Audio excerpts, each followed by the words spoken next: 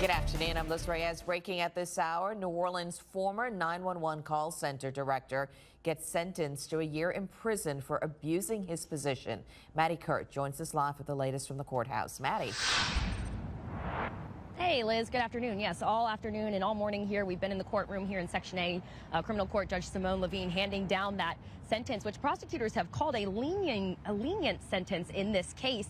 Levine told the court that Morris has never showed remorse for his crime. He believed that he was exceptional. She told him today he is not exceptional, and she handed down this sentence. Tyrell Morris will spend a year in prison. He will pay at least $2,000 in fines, and then he will serve 5 years of probation with 1,000 hours of community service and mandatory mental health counseling throughout the entirety of those 5 years. Leading up to that sentence, ADA Corey Tassin played a recorded jail call from right after that Friday verdict when Morris was first remanded. In that call, Morris used profanity to describe Judge Levine. The prosecutor said this further implies that he did not show remorse. We heard that call played throughout the courtroom. We heard Tyrell Morris say, "Oh Lord, that judge was a B word." So Morris then spoke to the judge, apologizing profusely, trying to diminish his crimes, trying to add context to that phone call. And ultimately, District Attorney Jason Williams spoke to the media outside the courthouse today. He said that multiple times Tyrell Morris had an opportunity to come and stand up for his crimes, to admit fault, to make a guilty plea and know his sentence, but he chose not to do that. And Jason Williams says that that is a betrayal of trust, not only to the citizens of New Orleans, but also to his position. He said that he was the 911 call director. That call to 911 is sometimes the worst thing a person can do in their life.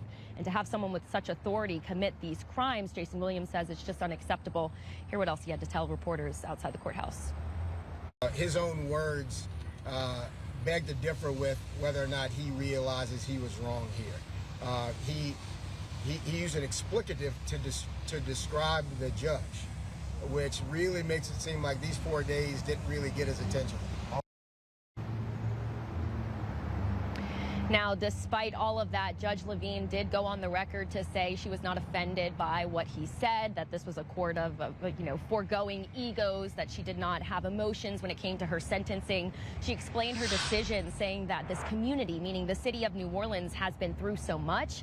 She said this community is largely scared of police, and so when Morris flipped on his blue lights in his state and city-owned vehicle to signify, the jury found that he was impersonating a peace officer.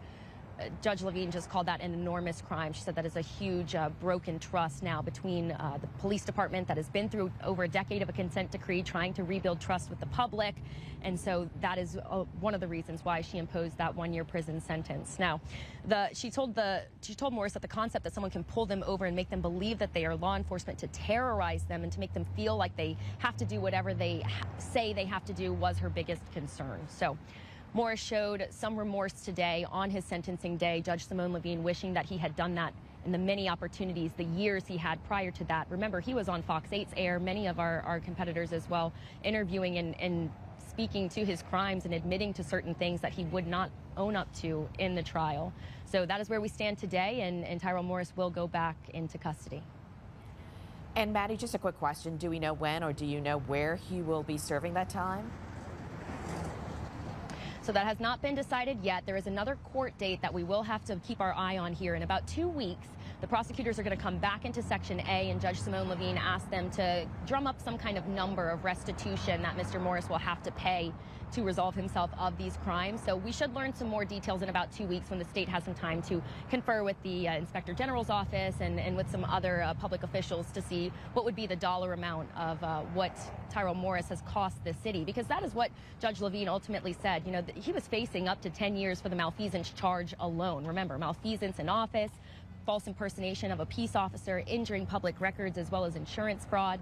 So for that first charge alone, he was facing up to 10 years. And the judge made it a point to say that Tyrell Morris has taken too much from the city. She said it is time for Tyrell Morris to pay New Orleans back. Thank you, Maddie Kurt.